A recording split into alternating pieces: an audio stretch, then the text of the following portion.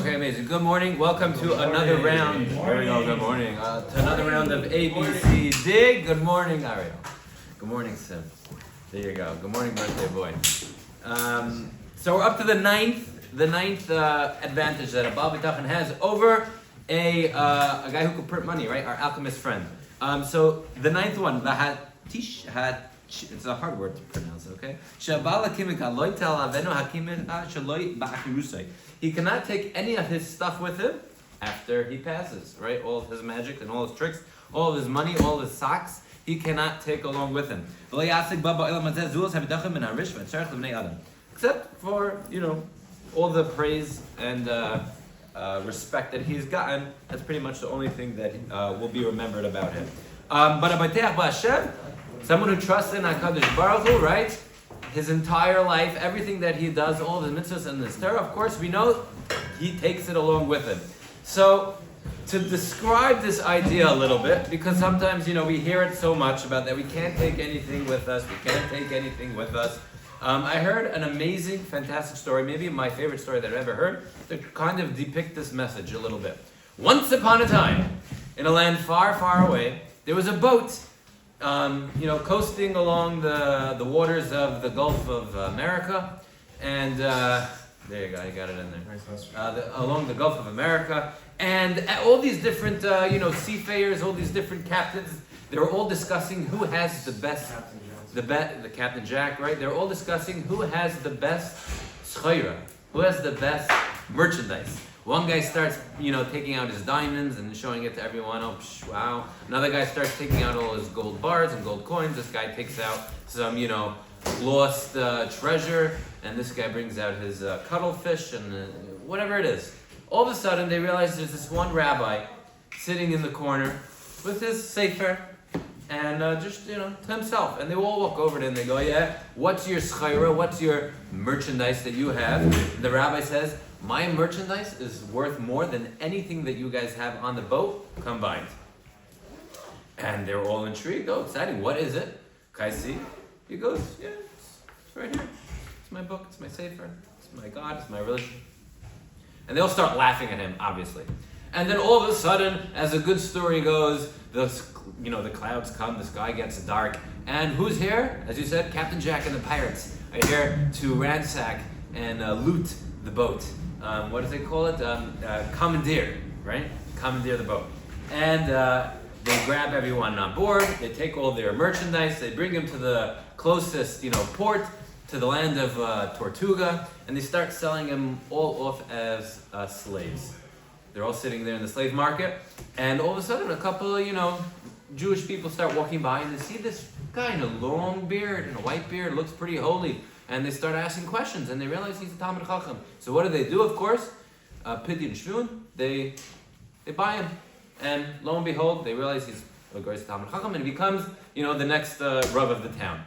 A few days later, he's walking by the slave market, and he sees all these, businessmen who are talking about their diamonds and their golds and their cuttlefishes, and he's standing there, a free man. They're in shackles. And he tells them, no, didn't I tell you right? My schayra is better than your schayra. My merch is better than your merch. Look where I am, look where you are.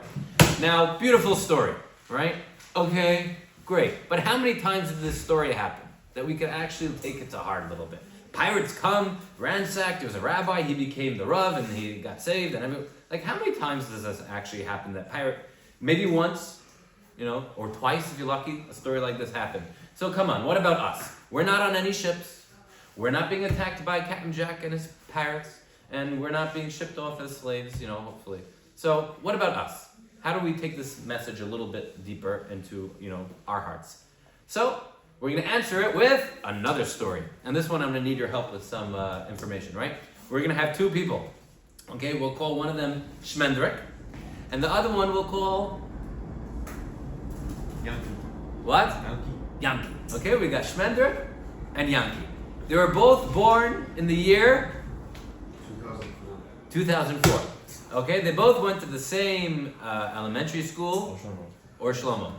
And they went to the same high school, ohrshlomo, right? It's a cult. We stayed, right? And then they both got married in the same year of 2005. That's a little quick. 2018, very young boys, right? They got married, so far living the same exact life. They went to the same camp, they did the same trips, the same school, they played at this baseball in the same little league, all right? And then they got married the same year, they davened in the same shul, they actually sat next to each other, and one guy, we'll call Shmendrik, he decided to go down the path of business. He became a big gvir. And Yankel, he became, a tzaddik. He was learning, and he focused his life on Torah mitzvahs. Maybe he became a rav. Who knows? Now, so many aspects of these two people's lives were the same. They grew in the same year. They were born in the same year. They went to the same school. They went to the same camp. They got married to two sisters. Who knows, right? They went to the same shul. They were even buried in the same cemetery next to each other. Very similar lives, but Shmendrik, who made his life's mission to become the next big gvir, right? He goes up to Shemayim, and what does he have along with him? He has his tzedakah, he has his, Torah, his mitzvahs, but, after a couple of years, maybe the grandkids come visit him, once a year on his yard site, but after a couple of generations go by, no one really remembers him, right? Yankele, kind of, the same thing, right? He was buried in the cemetery. Grandchildren know that their granddaddy, their Zaidi, was a big rabbi. They come on his yard site. But again, also, after a couple generations, the memory fades and, he's gone. But up in Shemayim, they lived the same exact life down here, but up in Shemayim, what do they have different? Shmendrik has, his tzedakah, the little tefillah, maybe that he was kaveh itim, he has some mitzvahs. But Yankele, what does he have with him? He has everything that he ever achieved in his entire life. Shmendrik, what he achieved his entire life, he didn't take most of it with him. Yankele took everything he had with him. Now, you're going to tell me that the pirates never come? The pirates always come.